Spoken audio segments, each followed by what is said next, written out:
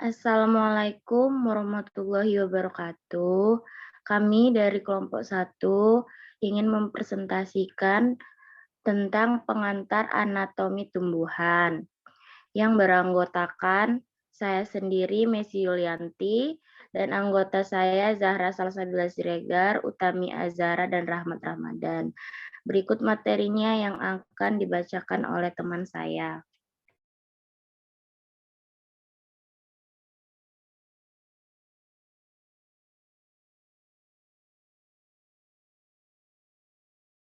Baiklah, pada materi yang pertama yaitu ruang lingkup anatomi tumbuhan. Anatomi tumbuhan atau fitoanatomi merupakan analogi dari anatomi manusia atau hewan. Walaupun secara prinsip kajian yang dilakukan adalah melihat keseluruhan fisik sebagai bagian-bagian yang secara fungsional berbeda. Anatomi tumbuhan menggunakan pendekatan metode yang berbeda dari anatomi hewan. Organ tumbuhan terekspos dari luar sehingga umumnya tidak perlu dilakukan pembedahan. Anatomi tumbuhan merupakan ilmu yang mempelajari struktur tumbuhan. Ini juga yang dikenal dengan sebagai fitoanatomi. Dengan praktisi disiplin ilmu ini dikenal dengan sebagai fitoanatomis.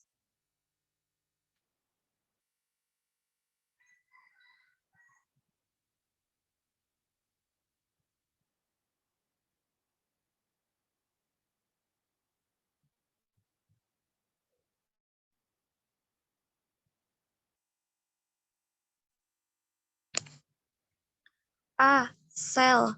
Sel tumbuhan atau sitologi adalah ilmu yang mempelajari sel, mencakup sifat-sifat fisiologi sel seperti struktur, interaksi sel, daur hidup sel, pembelahan sel, hingga kematian sel. Kemunculan sitologi dimulai dengan studi mikroskopis Robert Koch dari Gabus pada tahun 1665. Dan berbagai bentuk mikroskop adalah alat utama sitologi. Sebuah teknik yang sering digunakan adalah kultur jaringan. Pada abad ke-19, teori sel dikembangkan yang menunjukkan bahwa sel-sel adalah unit dasar dari organisme. Penelitian sitologi baru-baru ini difokuskan pada kimia komponen sel atau sitokimia. Pemeriksaan sitologis dapat dilakukan pada cairan tubuh. Contohnya adalah darah, urin, dan cairan cerebrospinal, atau bahan yang disedot atau ditarik keluar melalui hisap ke jarum suntik dari tubuh. Sitologi dapat juga melibatkan pemeriksaan persiapan dengan menggores atau mencuci dari daerah tertentu dari tubuh. Misalnya, contoh umum sitologi diagnostik adalah evaluasi pap serviks atau disebut sebagai tes Papa Nicolau atau pap smear. Agar evaluasi sitologi dapat dilaksanakan, bahan-bahan yang akan diperiksa disebar ke slide kaca dan diwarnai. Seorang ahli patologi kemudian menggunakan mikroskop untuk memeriksa sel-sel individu dalam sampel.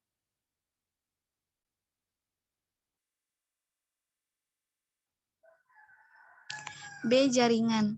Jaringan tumbuhan atau histologi. Jaringan pada dasarnya diartikan sebagai sekumpulan sel yang mempunyai fungsi, struktur yang sama.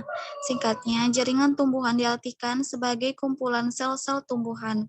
Ilmu histologi mempelajari tentang jaringan sel lebih mendalam. Di awal perkembangan, semua sel tumbuhan membelah diri. Untuk tahap selanjutnya, pembelahan diri hanya terjadi pada bagian khusus dari tanaman. Bagian khusus ini selalu melakukan pembelahan. Bagian tersebut dikenal dengan nama meristem.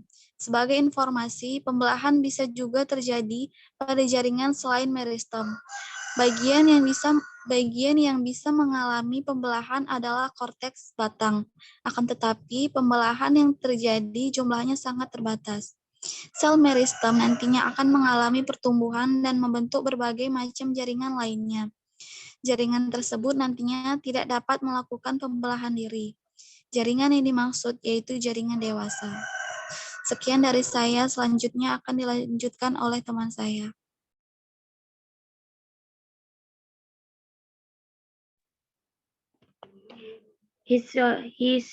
Histologi tumbuhan mengkaji jenis-jenis sel berdasarkan susunan dan fungsi yang menyusun suatu jaringan. Jaringan penyusun tumbuhan antara lain 1. Epidermis atau jaringan pelindung, 2. Kolenkin atau jaringan penyokong, 3. Sklerenkin atau jaringan jaringan dasar, 5. Xilem jaringan pembuluh, 6. Floem jaringan pembuluh.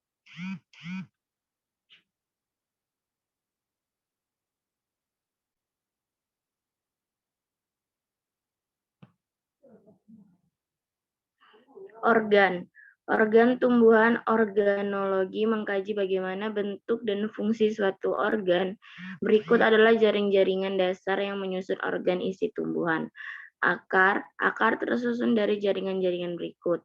Epidermis, parenkin, endodermis, kayu, pembuluh kayu, dan pembuluh tapis, dan kambium pada tumbuhan dikotil. Permukaan akar seringkali terlindung oleh lapisan gabung tipis. Anggota ujung akar memiliki jaringan tambahan adalah tudung akar. Ujung akar juga diselimuti oleh lapisan menyerupai lendir.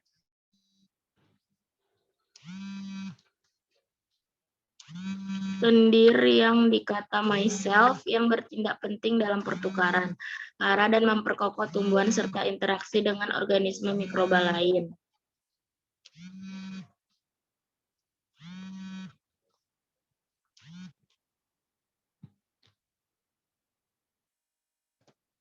Batang.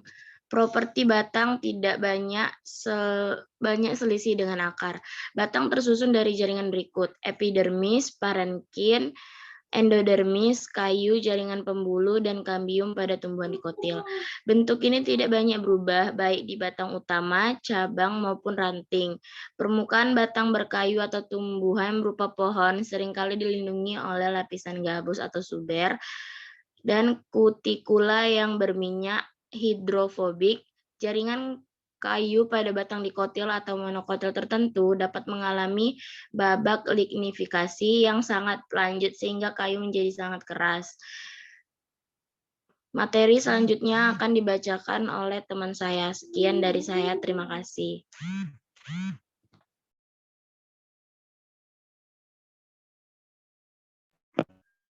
Baiklah, saya akan lanjutkan presentasi diskusi kelompok kami, yaitu yang kedua adalah temuan sel.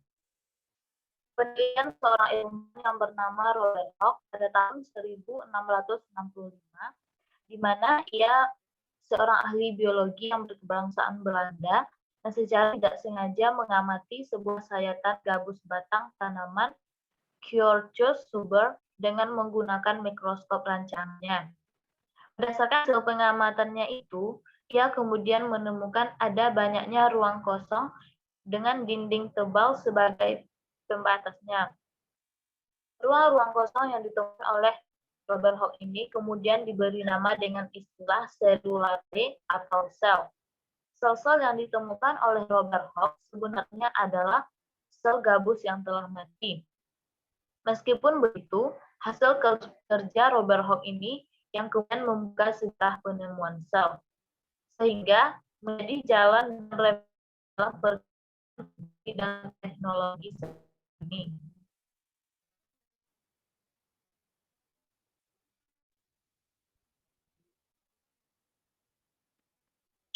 Yang ketiga adalah sel tumbuhan. Sel-sel pada tumbuh berfungsi untuk membentuk tubuh tumbuhan. Membran sel tersusun atas lemak atau lipid, fosfor, karbohidrat, dan protein. Membran sel berfungsi untuk melindungi dan mengatur pergerakan zat yang keluar masuk sel. Sel-sel merupakan cairan sel. Macam-macam sel tumbuh adalah sebagai berikut, yaitu sel marister, sel sklerenkim, atau sel parenkim, dan sel pengiring atau M. Sel hewan dan sel tumbuhan adalah jenis eukariotik.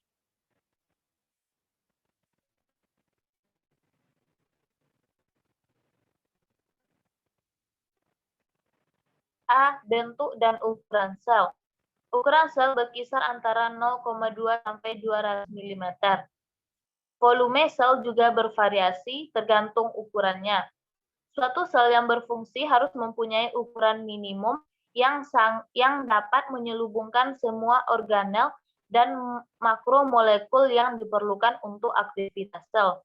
Sebaliknya, ukuran maksimum sel tergantung beberapa faktor antara lain hubungan sitoplasmik nuklear, area pertumbuhan dan volume, aktivitas intraseluler dan metabolisme.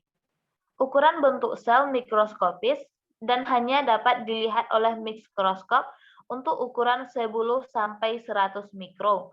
Dan sel yang sedang memperbanyak diri diameternya berkisar antara 20 sampai 30 mikro. Kebanyakan tumbuhan berukuran 0,001 dan 0,1 mikro jadi tergolong fluid, di mana bentuknya seperti gelendang, cakram, dan sebagainya. Sekian dari saya. Selanjutnya akan dilanjutkan oleh teman saya.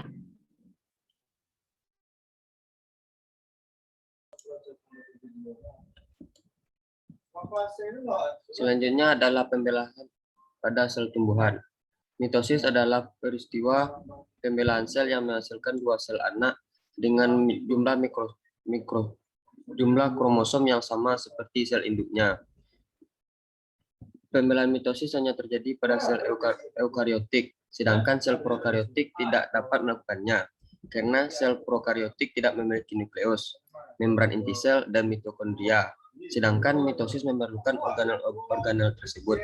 Proses pembelahan mitosis terjadi di semua sel-sel tubuh atau somatis, kecuali sel-sel kelamin. Pada tumbuhan, pembelahan mitosis terjadi di jaringan meristem, seperti ujung akar dan ujung tunas batang.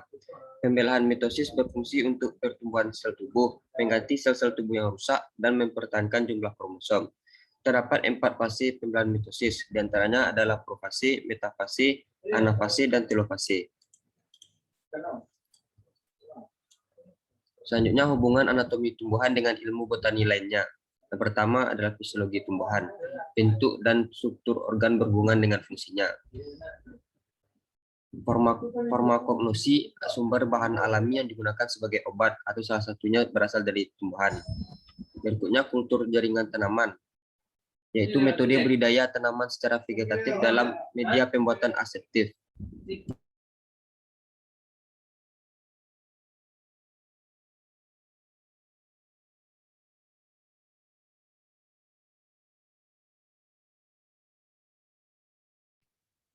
Sekian dari hasil presentasi kelompok kami.